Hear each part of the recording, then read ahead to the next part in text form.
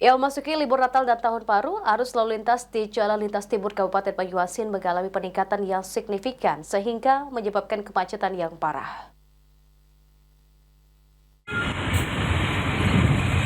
Seperti ini kondisi kemacetan yang terjadi di sepanjang Jalan Lintas Timur Kabupaten Banyuasin, tepatnya dari kilometer 14 Talang Kelapa hingga Simpang Tugu Poluan Betung, kilometer 68. Kemacetan yang cukup parah ini menyebabkan sejumlah titik di sepanjang jalan utama Palembang Betung tidak dapat dilalui. Kemacetan yang timbul di jalur Banyuasin ini karena melonjaknya volume kendaraan akibat libur panjang Natal dan Tahun Baru, disertai dengan mulai liburnya anak sekolah. Untuk mengatasi kemacetan, pihak kepolisian khususnya Polres Banyuasin telah mendirikan pos PAM di beberapa titik yang rawan kemacetan, serta membuat tim pengurai yang akan mengatasi kemacetan di jalan. 2 hari ini memang terpantau volume kendaraan juga mengalami peningkatan, terutama dari arah Jambi dan dari arah Palembang. Kita dari Polres Banyuasin telah mensiagakan personel dengan membuat pos PAM di Talang Kelapa, kemudian pos PAM di Betung, dan pos pantau di kilometer 52. Kami juga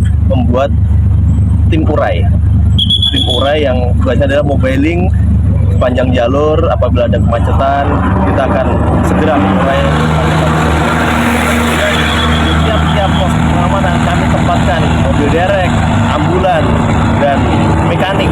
Apabila ada mobil yang trouble atau kendala, kita akan segera cepat menangani hal tersebut. Kapolres Banyuasin menghimbau kepada para pengendara agar tetap tertib berlalu lintas dan jangan melawan arus agar kemacetan yang lebih parah tidak terjadi. Ridho Ilahi, PAL TV.